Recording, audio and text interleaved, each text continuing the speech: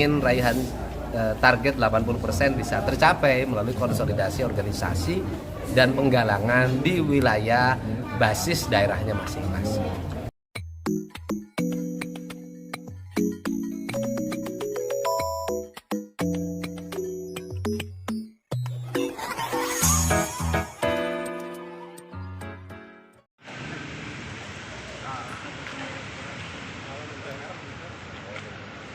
Assalamualaikum. Lewat belakang ketua. Oh, siap. Damang ketua.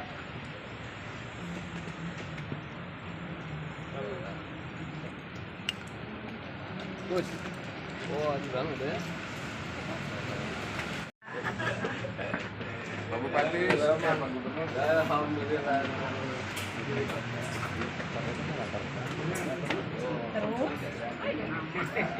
Golkar Provinsi Jawa Barat, Bapak Insinyur Haji M.Ki Suara.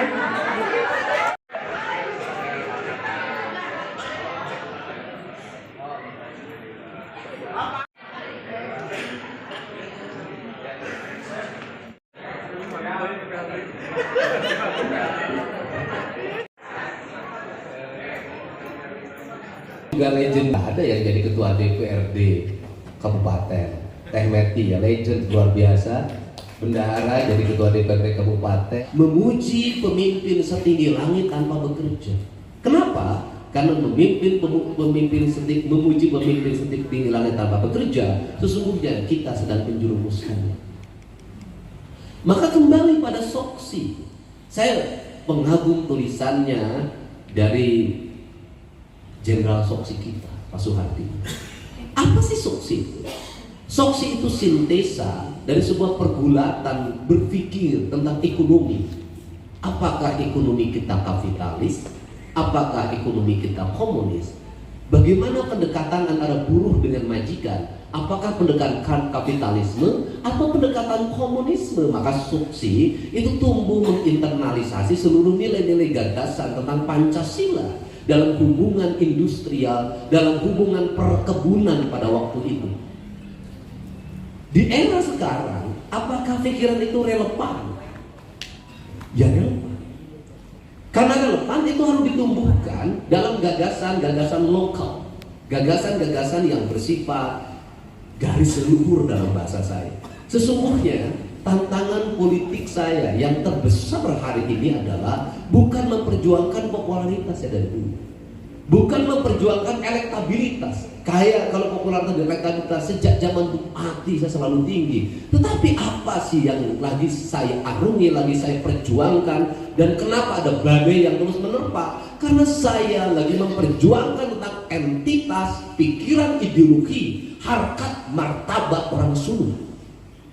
Undangan ya dari Depidar Soksi Provinsi Jawa Barat melakukan konsolidasi pemenangan pemilihan gubernur. Khususnya ya teman-teman Soksi ingin raihan target 80% bisa tercapai melalui konsolidasi organisasi dan penggalangan di wilayah basis daerahnya masing-masing.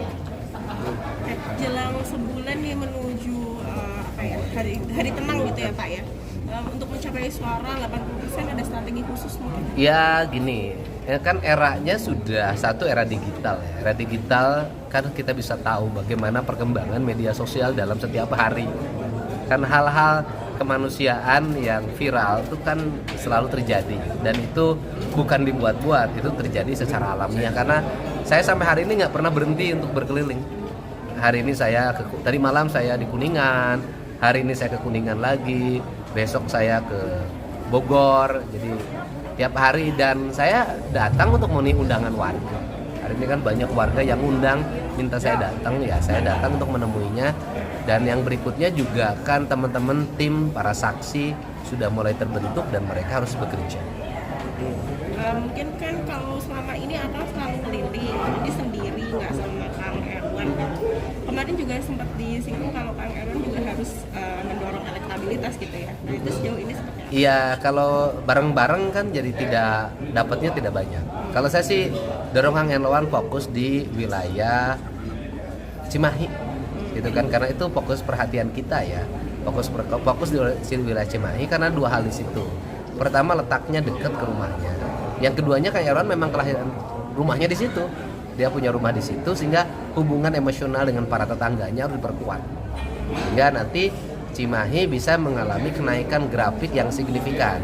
Sekarang juga sudah signifikan, tapi kan peraihannya baru 57% di survei kita.